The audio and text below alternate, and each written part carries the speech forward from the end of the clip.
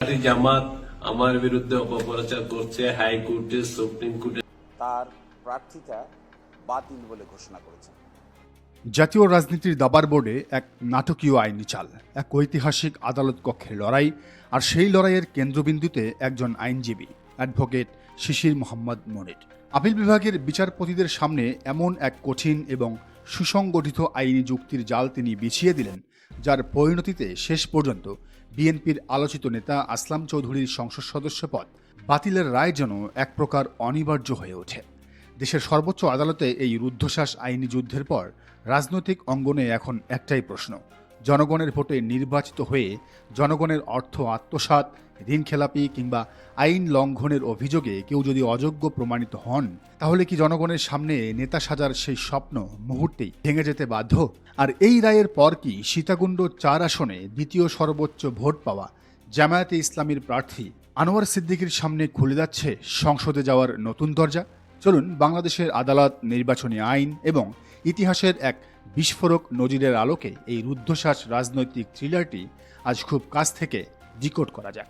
আজ দেশের রাজনৈতিক অঙ্গনে সবচেয়ে আলোচিত ঘটনাগুলোর একটি হলো আপিল বিভাগের সেই যুগান্তকারী রায়, যেখানে চট্টগ্রামের সীতাকুণ্ড 4 আসন থেকে নির্বাচিত বিএনপির সংসদ সদস্য আসলাম চৌধুরীর প্রার্থিতা বাতিল ঘোষণা করা হয়েছে। কিন্তু এই রায়ের পেছনে যিনি সবচেয়ে বেশি কলকাঠি নেড়েছিলেন, তিনি হলেন জামায়াতে ইসলামীর আইনজীবী অ্যাডভোকেট শিশির মোহাম্মদ মনির। আদালতের ভেতরে দীর্ঘ শুনানিতে তিনি যেভাবে একের পর এক আইনি ব্যাখ্যা, সাংবিধানিক নজির এবং নির্বাচনী আইনের সূক্ষ্ম ধারাগুলো বিচারপতিদের সামনে তুলে ধরেছেন, তা শেষ পর্যন্ত মামলার মোড় পুরোপুরি ঘুরিয়ে দেয়। রাজনৈতিক বিশ্লেষকদের মতে আদালত কখনো শুধুমাত্র আবেগ দিয়ে সিদ্ধান্ত নেয় না, আদালত চলে তথ্য প্রমাণ, আইনের ভিত্তিতে।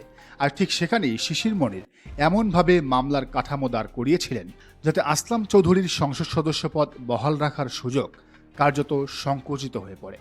বলা হচ্ছে, আদালতের এই রায়ের পর শুধু একজন এমপির পদই যায়নি, বরং জনগণের টাকার উপর দাঁড়িয়ে জনগণের নেতা সাজার যে রাজনৈতিক সংস্কৃতি তৈরি হয়েছে, সেটিও বড় ধাক্কা খেয়েছে। তবে এই রায়ের পর নতুন বিতর্ক শুরু হয়েছে অন্য জায়গায়। প্রশ্ন উঠেছে, এখন কি দ্বিতীয় সর্বোচ্চ ভোট পাওয়া জামায়াতে ইসলামীর প্রার্থীকে সরাসরি বিজয়ী ঘোষণা করা হবে, নাকি আবারও নতুন নির্বাচন হবে? এই প্রশ্নের উত্তর খুঁজতে গেলে ফিরে তাকাতে হয় বাংলাদেশের রাজনৈতিক ইতিহাসের এক গুরুত্বপূর্ণ অধ্যায়ের দিকে। সময়টা 2008 সালের নবম জাতীয় সংসদ নির্বাচন।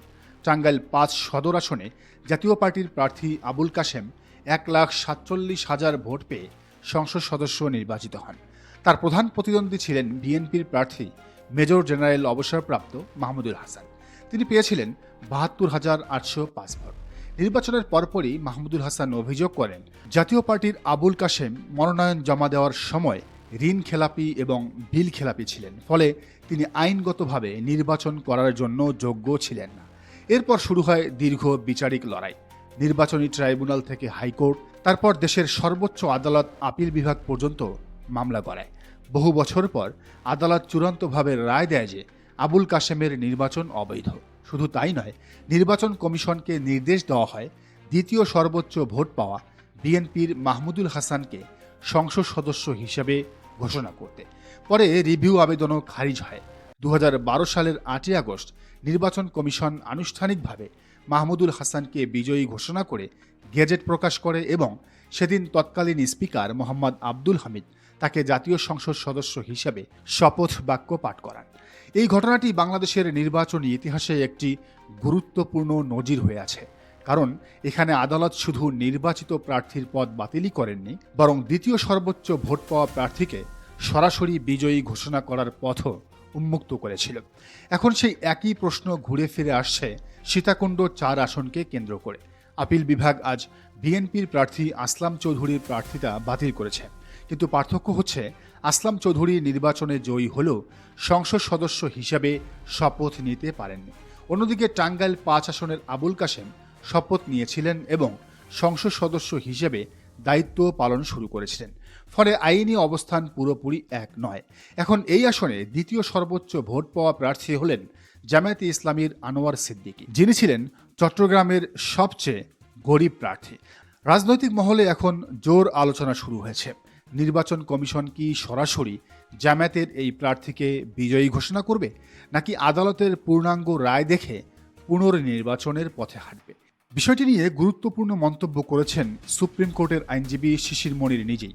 সাংবাদিকদের এক প্রশ্নের জবাবে তিনি বলেন, সাধারণ কমন সেন্স অনুযায়ী মনে করা যায়, যেহেতু নির্বাচনে দ্বিতীয় সর্বোচ্চ ভোট পেয়েছেন জামাতের প্রার্থী, তাই নির্বাচন কমিশন তাকে বিজয়ী ঘোষণা করতে পারে।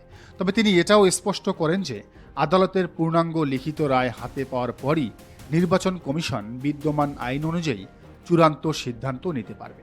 আইন বিশেষজ্ঞদের মতে এখানে দুটি সম্ভাবনা রয়েছে। প্রথমত, আদালত যদি পূর্ববর্তী নজির অনুসরণ করে তাহলে দ্বিতীয় সর্বোচ্চ ভোট পাওয়া আনোয়ার সিদ্দিকীকে বিজয়ী ঘোষণা করা হতে পারে। দ্বিতীয়ত, যদি আদালত মনে করে নির্বাচন প্রক্রিয়াটি প্রশ্নবিদ্ধ হয়েছে, তাহলে পুরো আসনে পুনরায় ভোট গ্রহণের নির্দেশ আসতে পারে।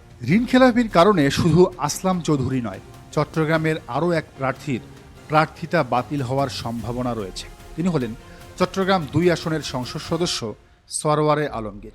হাইকোর্টের আদেশে তাকে নির্বাচনে অংশ নেওয়ার সুযোগ দেওয়া হলেও ঋণখেলাপি সংক্রান্ত অভিযোগের কারণে তারও নির্বাচনী ফলাফলের গেজেট প্রকাশ স্থগিত আছে। রাজনৈতিক বিশ্লেষকরা বলছেন, এই দুটি আসনেই পুনরায় নির্বাচন না হলে জামায়াতে ইসলামীর 2 জন প্রার্থীকে বিজয়ী ঘোষণা করা হতে পারে। ফলে 68টি আসন থেকে জামায়াতের আসন গিয়ে দাঁড়াবে 70-এ। কিন্তু রাজনৈতিকভাবে এই রায়ের অভিঘাত আরও গভীর।